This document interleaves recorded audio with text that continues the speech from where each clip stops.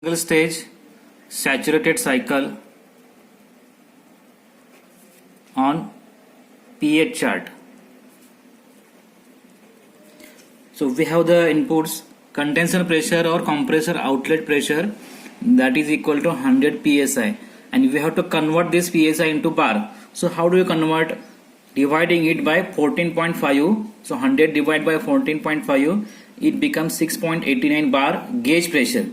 But we have to plot pH chart by absolute pressure. So atmosphere pressure at Islampur is 0.9467. So 6.89 plus 0.9467 is the absolute pressure, that is equal to 7.83 bar. Similarly, evaporator pressure is 13 psi, and that if you converted divided by 14.5 into bar, it becomes 0.89 bar. So that is also gauge pressure. To convert this into absolute pressure, add into this atmospheric pressure. So 0.89 plus 0.9467, that is equal to 1.83 bar. So this is the input data we have. Okay, so we'll draw pH diagram first of all. So on vertical axis pressure in bar, and on horizontal axis enthalpy in kilojoule per kg. Okay, so on the chart, so this is a dome shape. Okay, and this is a critical point. This is liquid saturation line, this is vapor saturation line. Point A to point CP or point O, this is liquid saturation line, and point O to point B, this is vapor saturation line, and this region is a superheated region. This is subcooled region, and this is two-phase region. So we will see some constant lines. So temperature lines on this pH chart. Temperature lines on this pH charts are vertical in subcooled region like this, and become horizontal in two-phase region. Again it become vertical in superheated region. Likewise this.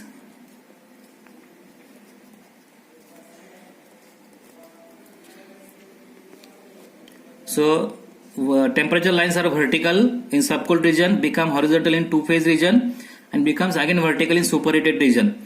So this is a constant temperature lines, or we can call as a isotherm. So pressure lines are horizontal.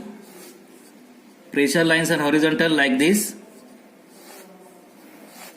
Enthalpy lines are vertical like this. And constant entropy lines are inclined like this. So this is a pressure versus enthalpy chart. And if you want to draw the cycle by using this input, then how could we draw? So first of all, we need to plot the point here. So 6.89 bars, suppose it is come somewhere here. So it is 6.89 bar. Draw horizontal line from here. Then next pressure is, okay, we have to consider 7.83. So it will come slightly higher about this. 7 this pressure is 7.83 bar. Then suction pressure is 1.83 bar. So I will draw here, this is 1.83 bar. Okay, so these are the two lines. If we draw this like, so this is the line which we are looking for, and this is the line which we are looking for. So these are the two constant pressure lines. And if you consider the single stage saturated cycle, then inlet to the compressor is saturated condition, that is point number 1, which is like this.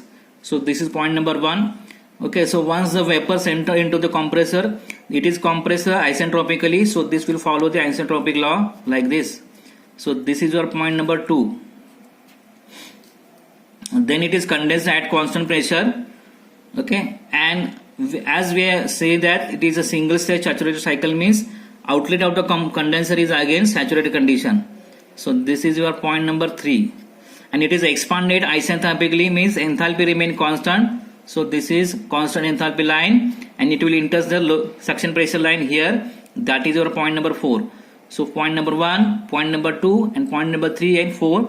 These are the points which are plotted on the pH chart. Now we have to find the enthalpy along these points. So this is the enthalpy. How do you find the enthalpy? Draw a vertical line from the point number 1. It will intersect the bottom axis, and it is your point number enthalpy H1. Then similarly draw a vertical line from the point number 2. This is your enthalpy H2. Similarly H3 and H4 will be same.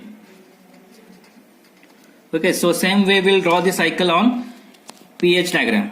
So this is how can we draw. Same way we follow and draw the cycle on actual pH diagram. So first of all, mark the point. So here if you see that the pressure on the left side it is in megapascal, pressure on the right side it is in the bar, and enthalpy at the bottom it is in kilojoule per kg. Okay, so we have to draw the horizontal line of pressure lines. So first 7.83. So mark here where is the 7.83. So this is 0.1, 0.2, 0.4, 0.6, 0.8, 1, 2, 4, 6, 8, 10. This is log pressure. Okay, so vertical axis is the log pressure line.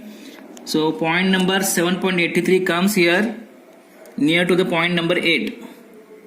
Okay, and 1.83 bar it comes here near to the point number 2. Let us say here. So this is your condenser pressure, this is your evaporator pressure. So I will draw a horizontal line from these points.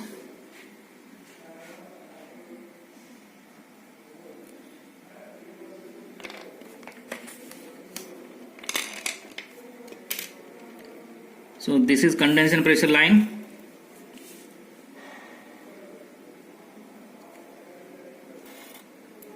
Similarly, evaporator pressure line.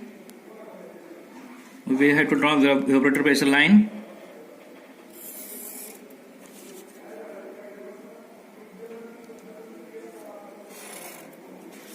Okay, so as we see that evaporator pressure line cut the vapor saturation line here. So this is your point number 1, and it is going to follow isentropic law. So it will come down to this position, point number 2. So 1 to 2 is a isentropic compression process. So by following isentropic line we will come to here at this point, which will cut the condenser pressure. Okay, and then there is a condensation in condenser, and as this is a single stage saturated cycle, outlet of the condenser is a saturated condition. So this is your point number 3, and this is the process 2 to 3 is a isobaric heat rejection process. Then it is expanded isenthalpically. So draw vertical line from the point number 3, which will intersect the evaporator pressure line here. So this is your point number 4, and this is 4 to 1 is your refrigeration effect, or we can call as this is the process where the heat is absorbed in evaporator. Okay, now we'll find the enthalpies. So at point number 1,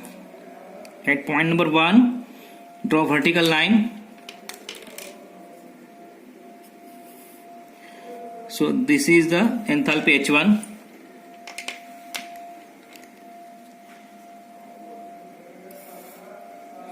This is the line enthalpy H1.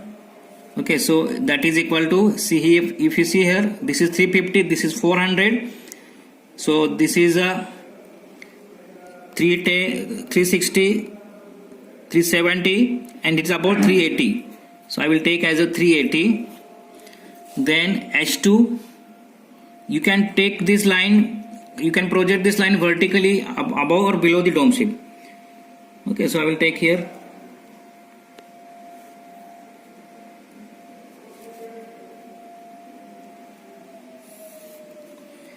So this is your H2 value, and H2 is equal to, if you measure here, this is 400, this is 450, and it is exactly in between this. So we will take as a 4, 425 kilojoule per kg. Here also kilojoule per kg.